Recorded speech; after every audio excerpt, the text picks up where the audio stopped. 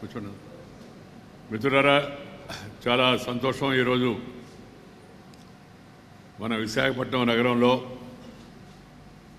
పాత మిత్రులందరినీ కలుసుకునే ఆత్మీయంగా మాడుకునే అవకాశం లభించింది.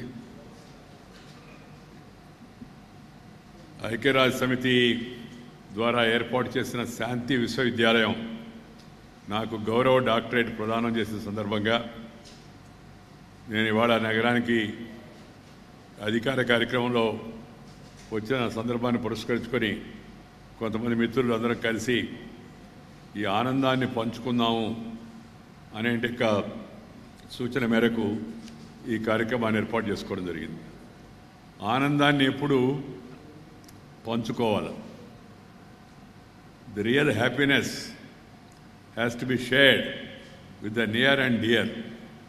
అప్పుడు అది ఇంకా ఆనందాన్ని కలిగిస్తుంది. ఈ గౌరవ డాక్టరేట్ ఇవ్వడం అనేది చాలా పెద్ద గొప్ప విషయము, గొప్ప విజయం కాదు. నేను ఈ దేశంలో సుమారు ఒక 8 విశ్వవిద్యాలయాలకు ఛాన్సలర్గా ఉన్నాను. అలాగే ఇప్పటికి ఒక 75 విశ్వవిద్యాలయాలు దేశవ్యాప్తంగా పర్యటించారు. ఈ పర్యటన ఇంకా కొనసాగుతుంటుంది. అనేక విశ్వవిద్యాలయాలు నాకు డాక్టరేట్ ఇవ్వాలని ప్రతిపాదించాయి. అయినా నేను అంగీకరించలేదు. కారణం ఏంటంటే మీ అందరికీ తెలుసు, డాక్టరేట్ అనేది పరిశోధన చేసి ప్రతిభను కనపరిచి డాక్టరేట్ పొందడం ఒకటి. ఈ గౌరవ డాక్టరేట్ అనేది ఈ రోజుల్లో అంత గౌరవంగా లేదనే విషయం కూడా మనందరికీ తెలుసు దేశంలో. అందుకని ఎవరికైనా డాక్టరేట్ వస్తుంది కదా మామూలుగానే భావం ప్రజల్లో ఉంది. నేను అందుకని సున్నితంగా నేను చదువుకున్న విద్యాలయం, వెంకటేశ్వర విశ్వవిద్యాలయం లేకపోతే మన విశ్వవిద్యాలయం, వీళ్ళందరూ ప్రతిపాదించినప్పటికి కూడా నేను సున్నితంగా గౌరవంగా వాళ్ళకి చెప్పాను, వద్దు, బాగుండదు, మీ అభిమానానికి ధన్యవాదాలని చెప్పాను. కానీ ఇది కేవలం నాకు లభించిన గౌరవం కాదు, ఇది భారతదేశానికి, భారతదేశం యొక్క శాంతి ప్రయత్నానికి, భారతదేశం యొక్క పురాతనమైన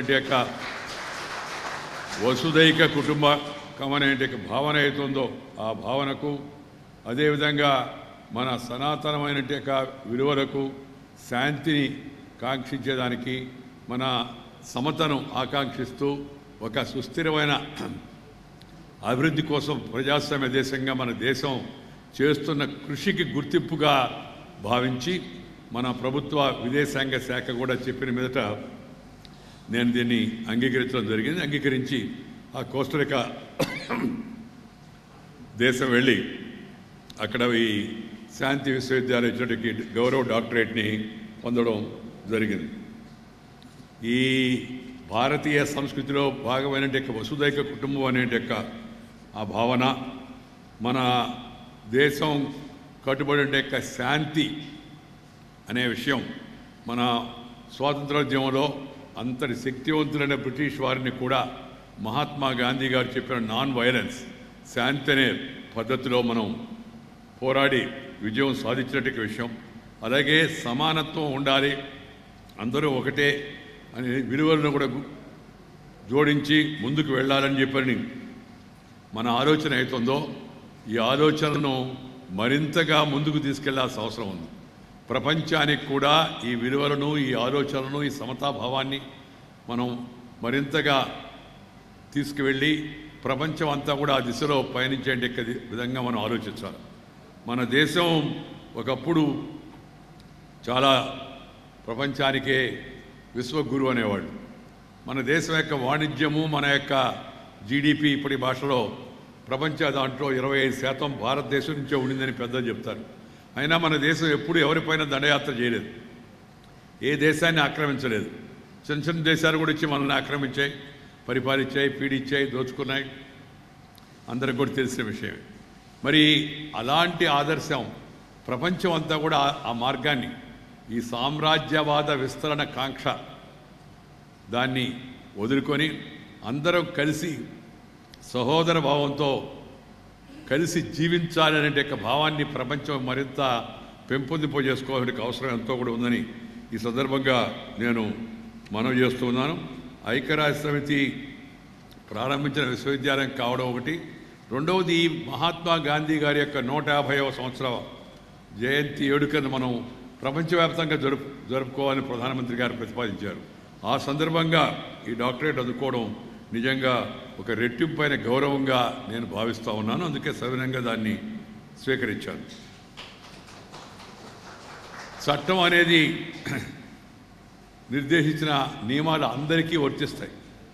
ప్రజాస్వామ్యబద్ధంగా స్థిరమైన అభివృద్ధిని సాధించడం అవుతుందో, తద్వారా శాంతిని ప్రోత్సహించడం అవుతుందో ఇది చాలా అవసరం. ఎందుకంటే శాంతి అనేది అవుతుందో మానవాళి సుఖశాంతులతో జీవించాలని చెప్తుంటారు. సుఖం ఉండాలి, శాంతి కూడా ఉండాలి. శాంతి ఉన్నప్పుడే ఆ సుఖం నిజంగా సుఖంగా ఉంటుంది. కాబట్టి మన అందరం కూడా శాంతి మార్గాన్ని ఎంచుకోవాల్సి ఉంది. శాంతి ఎప్పుడు సాధ్యమవుతుంది? నీకు శక్తి ఉన్నప్పుడే శాంతి సాధ్యమవుతుంది. శక్తి ఉన్నవాడు శాంతి వచనం చెప్తే అందరూ వింటారు, అనుసరిస్తారు. శక్తి లేనివాడు శాంతి వచనం చెప్తే వీడు బలహీనుడు కాబట్టి వీటి మాట్లాడుతున్నారని చెప్పి అనుకుంటారు. అందుకని శక్తి కూడా ఉండి కూడా భారతదేశానికి ఆర్థిక శక్తి ఉండి, సైనిక శక్తి ఉండి, జనశక్తి ఉండి, ఇవన్నీ ఉండి కూడా మనం మన శాంతి పంధాలో ముందుకు పోతామంటే శాంతి ఉంటేనే మనకి అభివృద్ధి సాధ్యం అవుతుంది. Peace is prerequisite for progress. You cannot have attention if you have tension. అందుకని అటెన్షన్ పోవాలంటే పీస్ ఉండాలి. దానితో పాటు అభివృద్ధి అనేది కొద్ది మందికి మాత్రమే పరిమితం కాకూడదు. అభివృద్ధి అందరూ భాగస్వామి కావాలి. అప్పుడే నిజమైన శాంతి వస్తుంది, అప్పుడే నిజమైనటువంటి సంతోషం కూడా వస్తుంది. కొంతమంది ఏమో చాలా పెద్ద స్థాయికి వెళ్ళిపోయి, కొంతమంది ఏమో తిండి లేకుండా వీధుల్లో నిలబడి బాధపడుతూ ఉంటే అప్పుడు శాంతి ఉండదు, సుఖము ఉండదు, సంతోషం కూడా ఉండదు. అందుకని మనకి సమగ్ర అభివృద్ధి, సస్టైనబుల్ డెవలప్మెంట్ అని చెప్పేది ఐక్యరాజ్య సమితి, అది చాలా అవసరం. మన దేశం కూడా అందుకే ఇంక్లూజివ్ గ్రోత్, అందరినీ కలుపుకుపోయేట అభివృద్ధి, అట్టడుగు నుండే వాళ్ళకు కూడా ఈ అభివృద్ధి చెందాలనే విధానంతో మనం ముందుకు వెళుతూ ఉన్నాం. శాంతి లేని చోట ఉద్రిక్తతల మధ్య ఎప్పుడు అభివృద్ధి పైన దృష్టి పెట్టలేము. అందుకని శాంతి అన్ని విధాలా చూసినప్పటికి కూడా అది చాలా అవసరం. అందుకని ప్రపంచవ్యాప్తంగా ఇవాళ ఒక ఉగ్రవాదం అవుతుందో ఒక పెనుభూతంగా అభివృద్ధికి అడ్డంకిగా మారింది. ఈ అనేక సంవత్సరాలుగా మనం తీవ్రవాదాన్ని ఎదుర్కొంటున్నాం. ఇతరులు దాన్ని గుర్తించరా, ఏదో సానుభూతి తెలియజేసేవాళ్ళు. కానీ ఇవాళ ఈ ఉగ్రవాదం అనేది ప్రపంచవ్యాప్తంగా వ్యాపించింది. అమెరికా దేశం కూడా దాని నుంచి కాపాడుకోలేకపోయింది. అలాగే కెనడా, అదేవిధంగా మెక్సికో, అదేవిధంగా ఐరోపా ఖండం, అదేవిధంగా రష్యా, అదేవిధంగా అన్ని దేశాలు కూడా ఎప్పుడో ఒకప్పుడు ఏదో ఒక పద్ధతిలో ఈ యొక్క ఉగ్రవాదం యొక్క బారిన పడుతున్నారు. ఉగ్రవాదానికి మతము లేదు, అది ఒక యతిమతము, మూర్ఖత్వం, అహంభావతనం. అదేవిధంగా దానివలన అభివృద్ధి కుంటుపడుతుంది, మానవాళి యొక్క మనుగడ కూడా కష్టంగా తయారవుతుంది. It's a enemy of humanity. Terror is a enemy of humanity. It has no religion. అందుకని the entire world must come together to fight out and root out terror. That is the need of the hour. ఈ సందేశం ప్రపంచవ్యాప్తంగా వ్యాపింపజేయాలని చెప్పని నేను కూడా నాకు దొరికిన అవకాశాన్ని ఉపయోగించి ప్రపంచవ్యాప్తంగా ఎక్కడ ఏ వేదిక మీదకి వెళ్ళినా అవతల పక్క ఎవరున్నప్పటికీ కూడా నిర్మోహాటంగా, నిక్కచ్చిగా దాని యొక్క పూర్వపరాలు వివరించేటికి ప్రయత్నం చేస్తున్నాను అని చెప్పి మీ అందరికీ కూడా మనవి చేస్తున్నాను. అంతర్జాతీయ తీవ్రవాదాన్ని ఎదుర్కొనే దిశగా ప్రపంచంలో ఉన్న అన్ని దేశాలు కలిసికట్టుగా పనిచేయాల్సిన అవసరం ఉంది. ఇది సరైన సమయం. ఐక్యరాజ్య సమితిలో భారత్ ద్వారా ప్రతిపాదించినట్టు యొక్క అంతర్జాతీయ తీవ్రవాదానికి వ్యతిరేకంగా సమగ్ర శాసన ప్రక్రియ ఎంత త్వరగా ఐక్యరాజ్య సమితి అంగీకరించి ఈ టెర్రరిజాన్ని ప్రోత్సహిస్తున్న దేశాలు ఏతున్నాయో they should be named, they should be shamed, they should be isolated and all aid should be cut to them. Then only అవి ఆపుతాయి. లేకపోతే కొంతమంది ఈ తీవ్రవాదాన్ని ప్రోత్సహించడం వాళ్ళ స్టేట్ పాలసీగా పెట్టుకొని ఉన్నారు. అందుకని మనందరం కూడా ప్రపంచవ్యాప్తంగా ప్రజాభిప్రాయాన్ని సమీకరించి ఈ యొక్క తీవ్రవాదానికి వ్యతిరేకంగా ఉద్యమించాల్సిన తరుణం ఆసన్నమైందని చెప్పి నేను గట్టిగా భావిస్తూ ఉన్నాను. అదే కాకుండా మిత్రులారా, ఈరోజు I would like to thank you all for felicitating me on this occasion. Precious Sunday, all of you have come together this morning and then joined together to felicitate me for this recognition. I am of the opinion, as I told you, the doctorate is not for me as an individual, but reflects the global acknowledgement and recognition of the age-old Indian values for peace and harmony embedded in our philosophy of Vasudhaiva Kutumbam. So this is the message India wants to give to the world. My dear friends, our quest for industrialization and modernization has pushed the atmospheric carbon dioxide to dangerous levels, leading to climate disruption and global warming. We have to reverse this trend urgently. Words like sustainable development and peace might sound esoteric and far removed to you. Please remember that you are contributing to greenhouse gas emissions when you switch on your air condition. Similarly, you are aiding global warming when you switch on the ignition of your car. So we have to take this global warming also seriously. Terrorism, అదేవిధంగా ఈ యొక్క వాతావరణంలో వస్తున్న పెను మార్పులు, పెరుగుతున్న ఉష్ణోగ్రత, ఇవి కూడా మానవాళికి పొంచి ఉన్న పెద్ద ప్రమాదాలనే విషయాన్ని మనందరం గుర్తుపెట్టుకోవాల్సిన అవసరం ఎంతో ఉంది. Only the other day, latest global environmental outlook report has mentioned that poor environmental conditions were causing about 25% of the global diseases and mortality, around 9 million deaths in 2015 alone. All of us must strive to protect the environment, reduce pollution, promote greenery, conserve water bodies, and ensure that development does not disrupt natural resources. Please remember that all of us have an onerous responsibility cast on us to make this planet greener and safer so that the lives of future generations are not jeopardized. As regards peace, I have always maintained that peace is the foremost prerequisite for progress, and any kind of conflict or strife will prevent development. I have been constantly saying that one cannot pay attention to development if there is tension. Again, it is the duty of every citizen to ensure that the social harmony in our country is not disturbed in any way. The time has come for the United Nations to go for that comprehensive Convention on International Terrorism, which was proposed by India in the year 1996, and still it is pending. It is high time that the United Nations approves it at the earliest. India has been a voter of peace and non-violence from the times immemorial. We wish to have cordial relations with all countries and people around the world, even with our neighbor. We want to have peace, but our neighbor is aiding, abetting, funding, training terrorists. Unless they give up that policy, which has become their state policy, we will not be able to have normal relations with any country. Keeping that in mind, as we have been saying, the world must come together to isolate such forces, recognize them, name them and shame them, and also stop funding. That is the only way to stop such countries encouraging terror. That's why, in my own humble way, after becoming the Vice President, I have been going around the country, going around the globe now as part of our Government of India's diplomatic outreach to different countries, and propagate peace, propagate about the need to have a favorable climate, take care of the climate changes, and also propagate that there is development should be inclusive and it should reach all people so that we can all live together harmoniously. And also democracy is the only way. You cannot get power through other means. If it comes through other means, it will go through other means also. That's why I always say that ballot is more powerful than bullet. That has to be understood. That is the beauty. And we are the largest democracy in the world. And we are the largest parliamentary democracy in the world.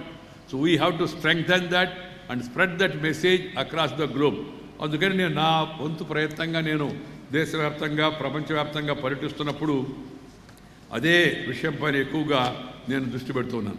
మిత్రులారా, నేను మామూలుగా 42 ఏళ్ళు రాజకీయ వ్యవస్థలో ఉన్నాను. ఇవాళ 2019 ఈ మార్చి ఒకసారి నేను గమనం చేసుకుంటే 2017 మార్చిలో నేను మొట్టమొదటిసారి అధికారికంగా రాజకీయ రంగ ప్రవేశం చేశాను. ఈ విశ్వవిద్యాలయంలో చదువుకొని ఇక్కడ జయప్రకాష్ నారాయణ గారిని విశ్వవిద్యాలయానికి పిలిపించినట్టు యొక్క నేరానికి ప్రభుత్వం విధించినట్టు యొక్క మీసా కింద జైలుకి పంపబడి ఈ విశాఖపట్నం జైలులో 17 నెలల పాటు ఉండి ఆ తర్వాత బయటకు వచ్చి ఫిబ్రవరి నెలలో మరి ఆ రోజు జయప్రకాష్ నారాయణ గారి ఆశీర్వాదంతో పెద్దలు నీలం సంజయ్ రెడ్డి గారు, తెన్నేటి విశ్వనాథం గారు, గౌతి రచ్చన్న గారు, జూపూడి యజ్ఞనారాయణ గారు వీళ్ళందరూ కలిసి ఆ రోజు జనతా పార్టీ తరఫున నన్ను యువ ప్రతినిధిగా ఒంగోలు పార్లమెంటుకి అభ్యర్థిగా నిర్ణయించారు. ఆ రోజు నుంచి ఈ రోజుకు ఒకసారి వెనక్కి తిరిగి చూస్తే 42 ఇయర్స్ అలాగే గడిచిపోయాయి. నేను ఎప్పుడూ జనంలో కలిసిమెలిసి తిరగడం, meeting and greeting, talking and walking, moving around with people, that has been part of my life all these years, that to 24/7 మామూలుగా కాదు. బహుశా ఎవరు తిరగనంత ఎక్కువగా ఈ రాష్ట్రంలో ఈ దేశంలో కూడా నేను ఎక్కువగా తిరిగి ఉంటాను. ఎందుకంటే వయసు అప్పటి నుంచి వరుసగా తిరుగుతూ ఉన్నాను కాబట్టి అది నాకు ఎంతో సంతృప్తినిచ్చేది. కానీ మొట్టమొదటిసారిగా 42 సంవత్సరాల తర్వాత నేను కనబడకుండా, నేను మాట్లాడకుండా, నేను వినపడకుండా మొదటిసారి ఎన్నికలు జరుగుతూ ఉన్నాయి. ఈ భావన నాకు మొదట్లో కొంత ఆందోళన కలిగించిన మాట వాస్తవం. ఎందుకంటే ప్రజా జీవనంలో ప్రవేశించింది, ప్రజల కష్ట సుఖాలను తెలుసుకొని వాటి వీలైనంత వరకు పరిష్కరించి వాళ్ళతో సమయం గడిపి వాళ్ళ దగ్గర నుంచి ఫీడ్బ్యాక్ తీసుకొని ప్రభుత్వాలకు అందించి ప్రభుత్వ విధానాల్లో మార్పు తెచ్చి వాళ్ళ జీవితాల్లో మార్పు తేవడం అది రాజకీయ నాయకుడిగా చేస్తున్న పని. కానీ ఆఫ్ లేట్ జరుగుతున్న రాజకీయ పరిణామాలు చూసిన తర్వాత ఆ ఆందోళన క్రమేపీ వెళ్ళిపోతుంది నా మనసు నుంచి, ఆ కొరత వెళ్ళిపోతుంది. ఎందుకంటే నేడు చూస్తున్నట్టు ఇక్కడ రాజకీయాలు చూస్తే మనం అందరూ బాధపడుతూ ఉన్నారు. సార్ రాజకీయం గతి తప్పుతుంది, దాన్ని చూస్తూ ఉంటే మతిపోతూ ఉందని. మతి సరిగా ఉంటే మనం మతిని ఆలోచనింపజేస్తే ఈ గతి తప్పడాన్ని ఆపవచ్చు. నేను చెప్పేది మీ అందరికీ అర్థమై ఉంటుంది. రాజకీయాలు గతి తప్పుతూ ఉన్నాయి, చాలా అన్యాయంగా తయారైనాయి, చాలా అసహ్యకరంగా తయారైపోయి చాలా ఈసడింపుగా ఉంది. ఇది చూస్తూ ఉంటే మతి తప్పుతూ ఉంది సార్ అని అక్కడక్కడ మాట్లాడుతూ ఉంటారు మన వాళ్ళందరూ. నేనేమంటానంటే ఈ మతిని మనం సరిగా ఉపయోగిస్తే ఆ గతిని మార్చవచ్చు, రాజకీయాన్ని మంచి దిశలో పెట్టవచ్చు. నేను ప్రజలు కూడా తమ కర్తవ్యాన్ని తాము నిర్వర్తించాల్సిన అవసరం ఉంది. దేశంలో ప్రతి పౌరుడు మార్పుకు సూత్రధారి కావాలి. దానికి మార్గం ఓటు వేయడం. ఇది ప్రతి ఒక్కరి హక్కే కాదు, బాధ్యత కూడా. ఎవరికి ఓటేయాలా, పార్టీలు ఏంది, ఎవరు మంచోళ్ళు ఎవరు చెడ్డోళ్ళు అది నా పని కాదు. నేను ఇప్పుడు రాజకీయంలో లేను, ఇంకా రాను కూడా జీవితంలో, అందువల్ల దాని గురించి మాట్లాడను కూడా. కానీ ఓటు వేయడం ప్రతి ఒక్కరి యొక్క హక్కు. అది హక్కుతో పాటు బాధ్యత కూడా నెంబర్ 1. రెండవది, ఈ మార్పు ప్రజల నుంచే ప్రారంభం అవ్వాలి. పాలకులు అందరూ మార్పు కోరతారని నమ్మకం మనకు లేదు. అందుకని ప్రజల నుంచే మార్పు రావాలి. ప్రస్తుతం రాజకీయం గతి తప్పుతుంది, నీతి నియమాల నాయకులు లేరని కాదు, తగ్గిపోతూ ఉన్నారు, వాళ్ళ సంఖ్య తగ్గుతూ ఉంది. ఈ విషయంలో ప్రజలు అప్రమత్తం కావాల్సిన అవసరం ఎంతో ఉంది. బాధపడితే, దిగులు పడితే సమస్యకు పరిష్కారం కాదు. దానికి ఉపాయము, దానికి సరిదిద్దే సాధనము మన చేతిలో ఉంది. మన చేతిలో ఉన్న ఓటు అనే ఆయుధాన్ని మనం సరిగా ఉపయోగిస్తే దాన్ని మనం సరైన సమయంలో ఈ గతి తప్పడాన్ని మనము నిరోధించవచ్చు. ఈ విషయం అందరూ ఆలోచించాలని చెప్పి నేను అందరికీ కూడా మనవి చేస్తున్నాను. క్యారెక్టర్ అంటే గుణము, కెపాసిటీ సామర్థ్యం, క్యాలిబర్ యోగ్యత, కాండక్ట్ నడత, వీటికి ప్రాధాన్యత ఇవ్వాలని నేను ఎప్పుడూ చెప్తూ ఉంటాను.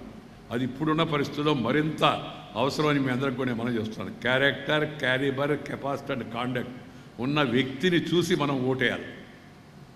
ఈ వ్యక్తికి క్యారెక్టర్ ఉందా, క్యాలిబర్ ఉందా, కెపాసిటీ ఉందా, కాండక్ట్ ఉందా, ఇతని నడవడిక ఏంది, ఇతని గుణం ఏంది, ఇతని సామర్థ్యం ఏంది, ఇతను యోగ్యత ఏంది అని గమనించి మనం కానీ ఓటు వేస్తే పరిస్థితి తప్పనిసరిగా సరిదిద్దబడుతుంది. అలా కాకుండా ఈ 4 సీల బదులు కొత్తగా వచ్చున్నాయి కదా సీలు 4, అవి ఏంటంటే క్యాస్టు, కమ్యూనిటీ, క్యాషు, క్రిమినాలిటీ, వీటిని కొంతమంది ఇప్పుడు ప్రవేశపెట్టారు. కొంత విజయం కూడా సాధించారు. ఆ విధంగా ఉపయోగించేవాళ్ళు తాత్కాలికంగా. అది తాత్కాలికమే కావాలా, దీర్ఘకాలికం కాకూడదు. వాటిని మొగ్గలోనే తుంచి వేయడానికి అవసరం ఎంతో ఉంది. ప్రజాస్వామ్యానికి అది చేటు తెస్తుంది. అందువల్ల నేనేమంటున్నానంటే ప్రతి ఒక్కరు కూడా పార్టీల నుంచి ప్రగతి నివేదికను, పనితీరు నివేదికను డిమాండ్ చేయాలి. పార్టీలు what is the progress you have made, what is the performance you have made, what is the promise you have made, how far you have succeeded. ఆ అకౌంటబిలిటీ రాజకీయ పార్టీల నుంచి ప్రజలు కోరాలా, పత్రికలు దాన్ని ప్రచురించాలి. ఇప్పుడు ఇచ్చే హామీలు ఇవి నెరవేరడానికి సాధ్యమా కాదా, ఇలాంటి హామీలు ఇచ్చిన వాటిని గతంలో ఈయన పార్టీ నెరవేర్చిందా అని కూడా మనం చూడాలి. ఏముంది, ఎన్నికలు వచ్చినప్పుడు ఎవరైనా ఆకాశాన్ని కూడా వీరైతే తీసుకొచ్చేస్తాం కిందకని కూడా చెప్తారు. ఆకాశాన్ని కిందకు కూడా తీసుకొస్తాం, అప్పుడు మీకు ఈ ఒత్తిడి రద్దీ ఉండదు. కొంతమంది అక్కడికి వెళ్ళి కూడా సెటిల్ కావచ్చు, అక్కడ కొత్త వెంచర్లు ప్రారంభిస్తాం, గేటెడ్ కమ్యూనిటీలు ఉంటాయి మీకు అంతా కూడా అని కూడా చెప్పవచ్చు. చెప్తారు కూడా, తొందరగా మనం ఎక్కడికి పోం, కొందరు కనీసం మీరైనా చూస్తారు. ఇలాంటి పరిస్థితుల్లో వీరు గతంలో ఇచ్చిన హామీలు ఎంతవరకు నెరవేర్చారు? 100% హామీ నెరవేర్చడం సాధ్యం కూడా కాకపోవచ్చు, కానీ ఎంతవరకు ప్రయత్నం చేశారు? What is the success rate, what is the sincerity, and we have to checkup the credibility of the person who is making new promise now. ఇది ఒక ఇంపార్టెంట్ ఆస్పెక్ట్గా నేను భావిస్తున్నాను. అలాగే when he is making a promise, does he have the resources at his disposal?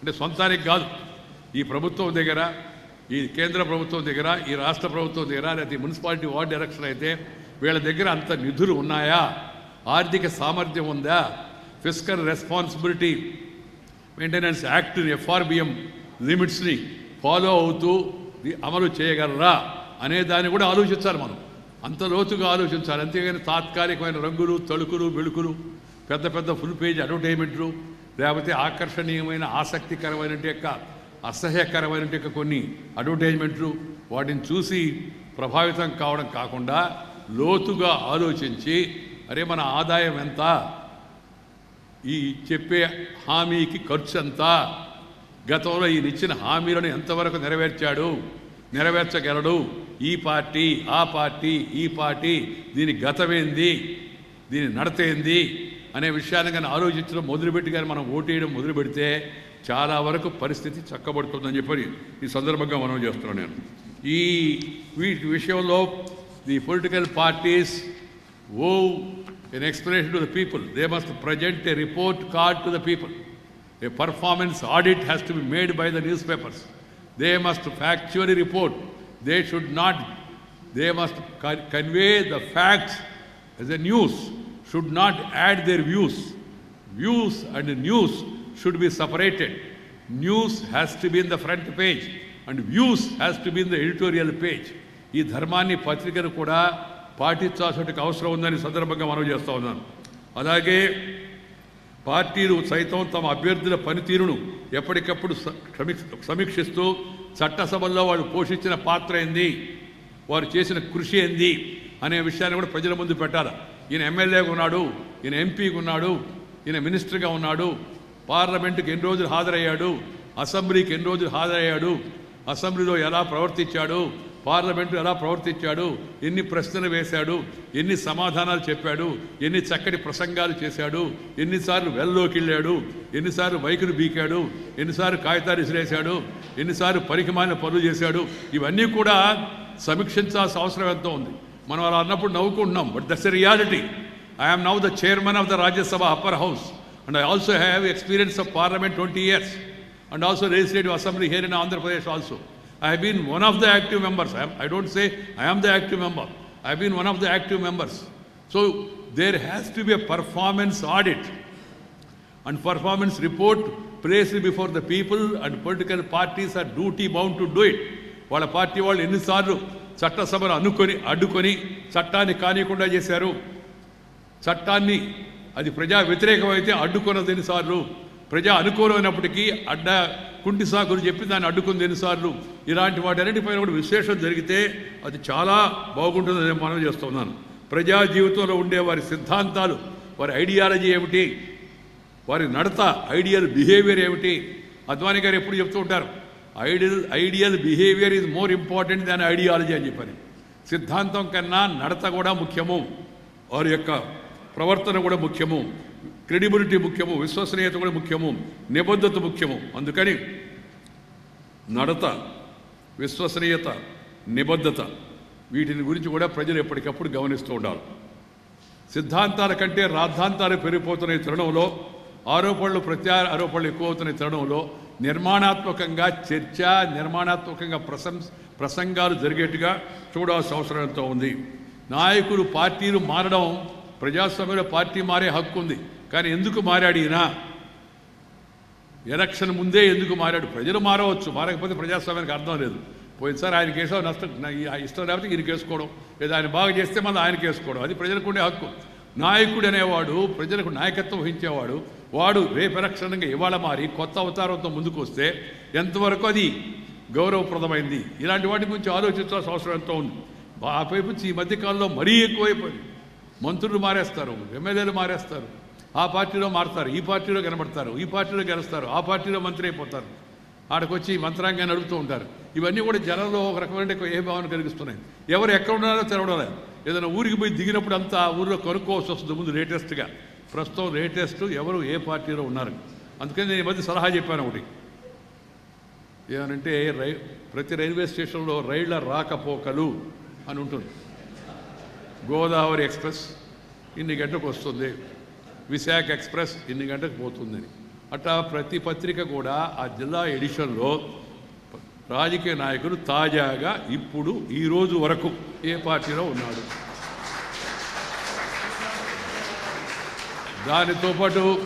దానితో పాటు వాతావరణ సూచన కూడా ఉంటుంది పత్రికలో. ఆకాశం మేఘావృతం కావచ్చు, వర్షం పడే అవకాశం ఉంది అని. ఈయన కూడా మారే అవకాశం ఉంది అని కూడా ఉంటే లేకుంటే కాదు. మెట్రాలజీ డిపార్ట్మెంట్ దాకా కాదు, వాళ్ళు పాపం అంచనా వేస్తారు, అప్పుడప్పుడు అంచనాలు తప్పుతూ ఉంటాయి. అలా ఏదైనా ఉంటే అలా ప్రకటించాల్సిన తరుణం ఆసన్నమైందేమో అని నాకు అనిపిస్తూ ఉంది. అంత అన్యాయంగా ఉంది. పార్టీ మారిన వాళ్ళు పార్టీ ద్వారా వచ్చిన పదవికి రాజీనామా ఇవ్వాలి వెంటనే, అప్పుడు అది కొంతవరకు ఆయన సిద్ధాంతం కోసమో లేకపోతే ఒక విషయం కోసమో చేశాడని చెప్పి మనం గుర్తుంచుకోవాలి. అలాగే ఈ పార్టీలు మారిన వాళ్ళను 3 నెలల లోపల వాళ్ళపైన అప్పీల్ వస్తే చర్చించి విచారించి నిర్ణయించాలి. కానీ నిన్నగాక మన పేపర్లో చదువుంటారు మీరు, 2009లో ఎన్నికల పిటిషన్ వేస్తే ఒక ప్రముఖుడి పైన, ఇప్పుడు 2019 ఈ లోపల ఆ ఎలక్షన్ అయిపోయింది, ఇంకో ఎలక్షన్ జరిగింది, ఆయన ఆ సభ నుంచి ఇంకో సభకి వెళ్ళిపోయాడు, ఇంకా పెండింగ్లో ఉంది పిటిషన్. ఇంకా అర్థమైంది. సో అందుకని there every need, number 1 election petitions అన్ని నిన్న కోర్టులో కూడా చెప్పాను నేను, బార్ అసోసియేషన్ 125th ఇయర్ దాంట్లో వీటిని కాల పరిమితి లోపల నిర్ణయించాలి, 6 months లోపల.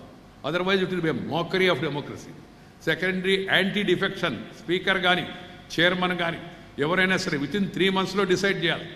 పార్టీ మారాడేదో కనుక్కోవడానికి ఏమన్నా పెద్ద ఎంతో భూతం వేసి కనుక్కోవాలా? ఇది కనపడతా ఉండదు, చూస్తూ ఉండి చొక్కా మార్చా, జెండా మార్చా, మాట మార్చా, గుర్తు మార్చా, తిరుగుతుండే, స్నేహితుడిని మార్చా, అంతా మార్చితే కూడా ఇంకా విచారించి నేను కనుక్కుంటే నేను ఆ మధ్య ఒక కేసులో 3 నెలల్లో నిర్ణయించాను.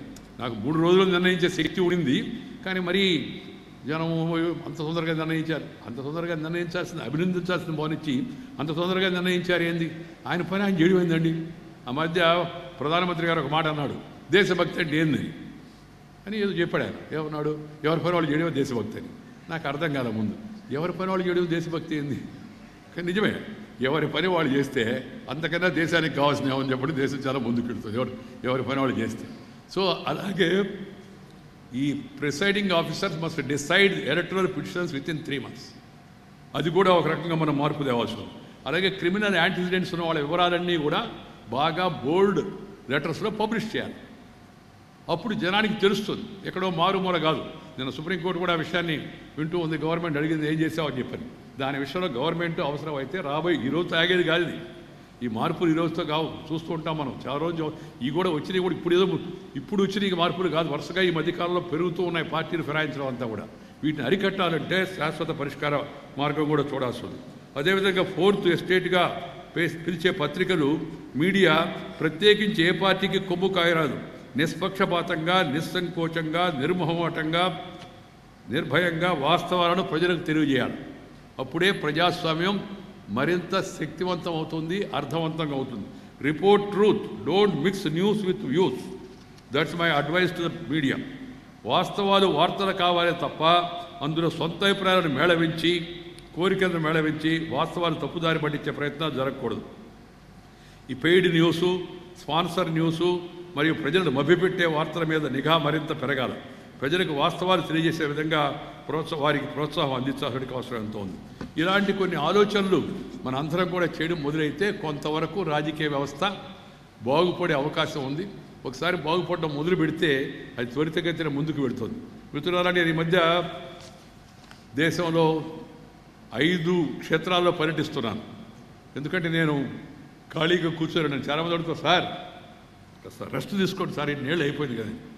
Rest only when you are under arrest. తర్వాత if I take rest my mind becomes restive. అందుకని రెస్ట్ నాకు పడదు మామూలుగా. కాబట్టి రెస్టివ్గా తయారైతే అసహనంగా ఉంటుంది. తిరుగుతున్నాను. 5 రంగాలు ఎంచుకున్నాను నేను. 1, యూనివర్సిటీస్, స్టూడెంట్స్, స్టాఫ్తో ఇంటరాక్ట్ కావడం. ఇప్పటికే 75 యూనివర్సిటీకి వెళ్ళారు. Because they are the future. 2, science and technology institutes, research institute దేశంలో తిరుగుతూ ఉన్నాను. వాళ్ళతో ఇంటరాక్ట్ అవుతున్నాను. ఏం చేస్తున్నారు వాళ్ళు చేసే రీసెర్చ్ ఎంతవరకు వచ్చింది, ఏ విషయం పైన అని. దాంతోపాటు వాళ్ళకు కూడా చెప్పడం, ల్యాబ్ టు ల్యాండ్. మీరు చేసే research, science and technology, the purpose is for the betterment of making the people's life more comfortable. ఆ విషయాన్ని గుర్తు చేసి ఫీల్డ్లోకి వెళ్ళాడు. 3వది, మన యొక్క దేశంలో మనకు అన్నం పెట్టే రైతులు వాళ్ళ స్థితిగతులు కనుక్కోవడం. వ్యవసాయం ఎప్పటికప్పుడు సవాళ్ళు ఎదుర్కొంటుంది. ఇప్పుడు కాదు, ఈ ముఖ్యమంత్రి వచ్చాడు కాబట్టి కాదు, ఆ ముఖ్యమంత్రి లేడు కాబట్టి కాదు, ఈ ప్రధానమంత్రి వచ్చాడని కాదు. అనేక సంవత్సరాలుగా వ్యవసాయం అనేక సవాళ్ళు ఎదుర్కొంటుంది. దాన్ని సరిదిద్దాలంటే కొత్త ఆలోచనలు ఏమిటి అని నేరుగా వాళ్ళతో మాట్లాడడం. కృషి విజ్ఞాన కేంద్రాలు, యూనివర్సిటీలు, సైంటిస్టులు వీళ్ళందరూ కలిసి పనిచేసే విధంగా ప్రోత్సహించడం. 4వది, మన భారతదేశం ప్రాచీన కాలం నుంచి కళలకు కాణాచి అంటారు. 64 రకాలంటే there are 64 arts in India. చిత్రలేఖనం దగ్గర నుంచి పద్యము, గద్యము, అదేవిధంగా సంగీతము, సాహిత్యము, నాటకము, అనేక రకాల అభినయాలు ఇవన్నీ ఉన్నాయి కదా. ఇవన్నీ కూడా మనకు సంతోషం కలిగిస్తూ ఉంటాయి. వాటిని ఆ కార్యక్రమాలకు కూడా తరచుగా వెళుతూ ఉన్నాను. ఎందుకంటే వాటిని ప్రోత్సహించాలి. పాత రోజుల్లో రాజులు ప్రోత్సహించేవాళ్ళు. రాజులు అంటే కమ్యూనిటీ కాదు, రాజులు, రాజ్యాన్ని రాజులు. ఇప్పుడు ప్రభుత్వాలు వాటిని ప్రోత్సహించాలా, దేశాధినేతలు వాటిని ప్రోత్సహించాలా. అందుకని ఆ కార్యక్రమాలు పాల్గొనడం ఎంతో సంతోషాన్ని ఇస్తాయి. వాళ్ళు కూడా ఎంతో సంతోషపడతారు. 5వది, ప్రజా సంఘాలు, Lions club, rotary club, chartered అకౌంటెంట్సు, doctors, advocates, సైంటిస్టులు, లేకపోతే డిఫరెంట్ ప్రొఫెషన్స్లో ఉన్నవాళ్ళు, సిఏఏ, ఫిక్కీ, అసోచం, ఇలాంటి బాడీసు, అలాగే సిటిజన్స్ ఫోరమ్సు, వీటన్నిటికి కూడా తరచుగా వెళుతూ ఉన్నాను నేను. ఎందుకంటే టు ఇంటరాక్ట్ విత్ దెమ్. తద్వారా నా ఆలోచన వాళ్ళతో పంచాలని. And I'm considering it. My experience shows it's very positive. I'm reassured that the country has a great future. ఈ ఇన్స్టిట్యూషన్ అని చూసిన తర్వాత దానితో పాటు మరింత విశ్వాసం కలుగుతూ ఉంది. నా మనసులో ఆలోచనలు వాళ్ళకి తెలియజేస్తున్నాను. వాళ్ళ దగ్గర నుంచి కొంత ఫీడ్బ్యాక్ తీసుకొని నేను తిరిగి వెళ్ళిన తర్వాత సంబంధిత మంత్రులకు, లేకపోతే ఒక్కోసారి ప్రధానమంత్రికి కూడా దిస్ ఇస్ ద ఫీడ్బ్యాక్ అని తెలియజేస్తున్నాను. Without getting in to administration, without getting in to politics. That's, as a vice president, I feel that's part of my constitutional responsibility. కొందరు మా వాళ్ళు చెప్తుంటాడు, సార్ ప్రోటోకాల్ ప్రకారం ఒకసారి వైస్ ప్రెసిడెంట్ అంటే నేరుగా వెళ్ళిపోవడం, మీటింగ్కి స్టేజ్కి మీదకి వెళ్ళాలా, జనగణమన ఉపన్యాసం, తర్వాత మళ్ళీ జనగణమన నమస్కారం, మళ్ళీ వెళ్ళిపోవాలని. నేను మా వాళ్ళకి చెప్పాను, దానికోసం అక్కడ దాకా పోవడం ఎందుకయ్యా, వీడియో కాన్ఫరెన్స్ ద్వారా బ్రహ్మాండంగా స్క్రీన్ మీద ఇందాక చూసాం కదా మనం, అక్కడి నుంచి మాడితే ఇంకా బొమ్మ నాకన్నా పెద్దగా కనపడతాం, చూసారు బొమ్మ అటు కనపడుతుంది బాగా అని చెప్పారు. That's not the way. You must interact with the people. You must see the reaction of the people. You must understand their aspirations. అని చెప్పి కొంత మార్పులు తెచ్చి నేను కార్యక్రమాల్లో కొద్దిగా ప్రోటోకాల్ని కాస్త సవరించి వీలైనంత వరకు దేశవ్యాప్తంగా తిరుగుతున్నాను. అలాగే ప్రపంచవ్యాప్తంగా కూడా దేశ ప్రధాని, దేశ రాష్ట్రపతి, దేశ ఉపరాష్ట్రపతి, దేశ విదేశాంగ మంత్రి, ఈ నలుగురు కూడా దౌత్య నీతిలో భాగంగా విదేశాలతో సంబంధాలు, విదేశ పర్యటనలు, ఆ దేశ అధ్యక్షులతో, అధినేతలతో సంప్రదింపులు జరుపుతూ ఉంటారు. దాంట్లో భాగంగా నేను కూడా ఇప్పటివరకు ఆఫ్రికా దేశంలో ఒక ఐదు ఐదు ఐదు దేశాలు, అలాగే లాటిన్ అమెరికన్ కంట్రీస్లో ఒక 5 దేశాలు, అలాగే ఐరోపాలో ఒక 3 దేశాలు, అలాగే అమెరికా, అదేవిధంగా మన ప్రపంచంలోని వివిధ భాగాలకు వెళుతున్నాను. త్వరలో అజర్బైజాన్ కూడా వెళుతున్నాను, త్వరలో వియత్నాం కూడా వెళుతున్నాను. అవన్నీ ముందే విదేశాంగ శాఖ నిర్ణయిస్తుంది. అక్కడికి వెళ్ళి to showcase our country, to highlight hour development, and also to tell them opportunities available in India, and also to propagate our culture and heritage and civilization, and also to argue for our case in international forums and bodies. ఇవన్నీ కూడా these are all part of the responsibility of the leadership of the country. అవి కొంతవరకు నాకు కూడా కొన్ని బాధ్యతలు అప్పగిస్తే వాటిని విజయవంతం చేయడం కోసం ప్రయత్నం చేస్తున్నాను. And I feel, as I told you, all those 5 sectors visits and all, I call them as they are all pilgrimage for knowledge, మరింత విజ్ఞానాన్ని సాధించడం కోసం అని చెప్పి ఒక తీర్థయాత్రలాగా, వీటిని విజ్ఞాన యాత్రలాగా నేను భావిస్తున్నాను. I feel I have become richer in the last 18 months. 18 నెలల్లో మరింత విజ్ఞానాన్ని, కొంత తెలివిని సాధించుకునేందుకు ఈ అవకాశంగా ఉపయోగపడ్డాయని చెప్పి నేను ఆ కార్యక్రమాల గురించి నేను భావిస్తున్నాను. One thing which I have notice, that is what I want to tell and conclude. I notice everywhere in the world is now the world is looking towards India. భారతదేశం వైపు చూస్తోంది ప్రపంచం. కారణం ఏంటంటే మౌలికంగా భారతీయ సంస్కృతి, Indian philosophy, share and care is the core of Indian philosophy అని మనం చెప్తూ ఉంటాం. వసుదైక కుటుంబకం, అరే ఈ ఫిలాసఫీ ఇది వీళ్ళది, సివిలైజేషన్ అని అందరూ. 2, the non violence which was preached by Mahatma Gandhi and is 150th Jayanti celebrations. ఇది కూడా ప్రపంచం మన వైపు చూసేదానికి గాంధీ గారి గురించి, నాన్ వైలెన్స్ గురించి, స్ట్రగుల్ గురించి చర్చిస్తుంది. ఆ తర్వాత మరొక ప్రధాన కారణం ఏంటంటే మన దేశంలో జరుగుతుండే రిఫార్మ్స్, సంస్కరణలు, వాటి పైన ఆసక్తి చూస్తున్నాను. ఎక్కడికి వెళ్ళి అందరూ జిఎస్టీ గురించి అడుగుతున్నారు, డీబీటీ గురించి అడుగుతున్నారు, ఆన్లైన్ గురించి అడుగుతున్నారు, డిజిటల్ ట్రాన్స్ఫర్మేషన్ గురించి అడుగుతున్నారు, ఇన్నోవేషన్స్ గురించి అడుగుతున్నారు, స్టార్టప్ గురించి అడుగుతున్నారు, స్టాండప్ గురించి అడుగుతున్నారు, ఇలా మేక్ ఇన్ ఇండియా గురించి అడుగుతున్నారు. There is inquisitiveness among everybody, including heads of the states.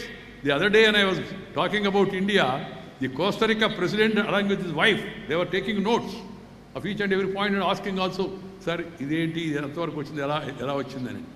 Urbanization, smart cities, moving away from private transport to public transport, how are you facing all the climate change, solar alliance. These are the things which are making interest to the people across the globe about India. And lastly and mainly, why this recognition and new found of enthusiasm and love for India is economy. ప్రపంచ ఆర్థిక వ్యవస్థ కొద్దిగా మందగమనంలో ఉంది. మన పక్కన ఉన్న పొరుగు దేశం చైనా చాలా శక్తివంతమైంది. దాని ఆర్థిక వృద్ధి కూడా నెగిటివ్లో పడింది. మొదటిసారి 6.8కి వచ్చింది. భారతదేశం అయితే ఉందో ఇప్పుడు ఆర్థికంగా వేగంగా ముందుకెళ్తుంది. 7.1, 7.3, 7.4.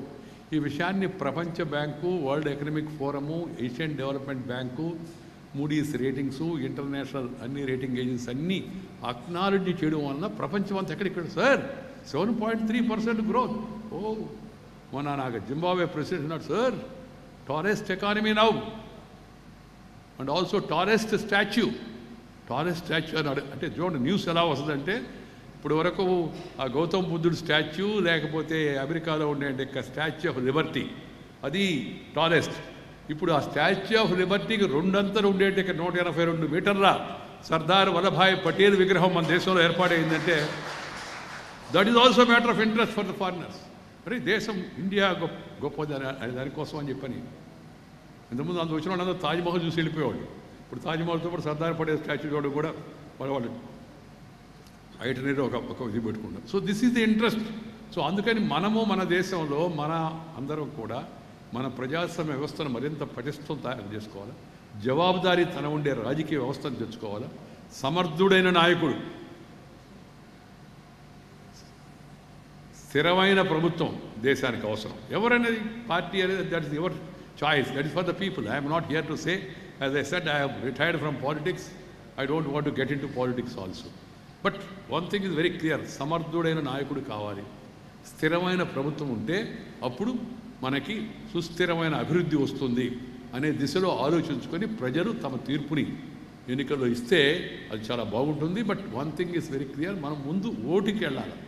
ఓటుకి వెళ్ళకుండా కష్టం వస్తే, నష్టం వస్తే, బాధ వస్తే, ఇబ్బంది వస్తే, ఏదో నచ్చకపోతే, మున్సిపాలిటీలో పని జరగకపోతే, కలెక్టర్ ఆఫీస్లో పని జరగకపోతే, లేకపోతే ఇంకో పోలీస్ స్టేషన్లో పని కాకపోతే, ఏ ప్రభుత్వం అండి, ఏదో ప్రభుత్వం అండి, చీ ఆ పార్టీ ఇట్లా, ఈ పార్టీ అని కూర్చొని బాధపడితే వచ్చే ఉపయోగం ఉంది. బఠానీలు తింటా మాడుకుంటా రోడ్డు మీద సెంటర్లో నలుగురు కలిసి కూర్చొని మాడుకుంటే రాదు. మార్పు ఎప్పుడు వస్తుందంటే నువ్వు ఆలోచన చేసి, అధ్యయనం చేసి, ఓటింగ్ రోజు వెళ్ళి నీ ఓటును వేస్తే నీ భవిష్యత్తును నువ్వు మంచిగా తీర్చవచ్చు. నీ భవిష్యత్తు అంటే నీ దేశ భవిష్యత్తు, నీ రాష్ట్ర భవిష్యత్తు. This is the message I want to give to the people. అందుకని అందరూ ఆలోచించి మరొకసారి character, calibre, capacity and conduct ఉన్నవాళ్ళని, పారదర్శకత పాటించేవాళ్ళని, జవాబుదారీతనం చెప్పేవాళ్ళను, విశ్వసనీయత కలిగిన వాళ్ళను, అలాంటి పార్టీలను, అలాంటి వ్యక్తులు మనం ఎన్నుకుంటే ఎవరినైనా సరే బాగుంటుంది. ఇవాళ ఆదివారం, బహుశా మీరు చాలామంది ఈ ప్రచార కార్యక్రమంలో పోయేవాళ్ళు కొందరు ఉండొచ్చు. ఇది ప్రచారాన్ని చూసే వింతలు చూసే కార్యక్రమాన్ని కూడా కొంతమంది చూడవచ్చు. మరి అది కూడా వదులుకొని నేను వస్తున్నానని తెలిసి మీ విలువైన సమయాన్ని కేటాయించి ఇక్కడికి వచ్చినందుకు మీకు, తర్వాత నేను వస్తున్నానని తెలిసి మిత్రులందరూ కలిసి ఈ అశోక్, హరిబాబు గారు, తపోవర్ధను, మహేషు, తర్వాత మిగతా మిత్రులంతా ఈ ఇష్టాగోష్ఠి, ఈ ఆత్మీయ సత్కారాన్ని ఏర్పాటు చేయడం, ఈ చక్కని హాలు, మన ఆనందరాజు గారు మంచి హాలు, మంచి ఆతిథ్యం, ఇలా ప్రతిసారి ఆతిథ్యం ఇస్తే ఇంకా జనం మళ్ళా పోరు, మధ్యాహ్నం భోజనం కూడా చేసి వెళ్తామని చెప్పి అంటారు. ఎందుకంటే రాజుల వారి ఉపహారం చూసాం, రాజుల గారి పలావు కూడా మధ్యాహ్నం చూస్తే బాగుంటుందేమో అనిపిస్తుంది. వారికి కూడా నేను హృదయపూర్వక అభినందనలు తెలియజేస్తున్నాను. ఇలాంటి మిత్రులు అశేషంగా రాష్ట్రం అంతా ఉండబట్టి నేను ఇంతవరకు విజయవంతంగా రాజకీయాల్లో, ప్రజాజీవనంలో ముందుకు వచ్చాను. ఇప్పుడు రాజకీయాలు లేవనుకోండి, ఇంతకు ముందులాగా అంత అవసరాలు కూడా ఏమి లేవు. అయినా ఈ మిత్రులను కలిసేటికి అవకాశం కల్పించింది వారికి. దాంతోపాటు నాకు ఈ గౌరవ డాక్టరేట్ ప్రసాదించిన సందర్భంగా, అంతకుముందు ప్యారిస్ పీస్ సమిట్ దాని సందర్భంగా చిన్న ఈ చిత్రాలన్నీ సేకరించి ఒక చిరు రూపకల్పన ఏర్పాటు చేసి అప్పటికప్పుడుగా తయారు చేసిన మా సహాయకుడు విక్రాంత్కు, మిగతా వాళ్ళందరికీ కూడా అభినందన తెలియజేస్తూ మీ దగ్గర సెలవు తీసుకున్న నమస్కారం. జై హింద్.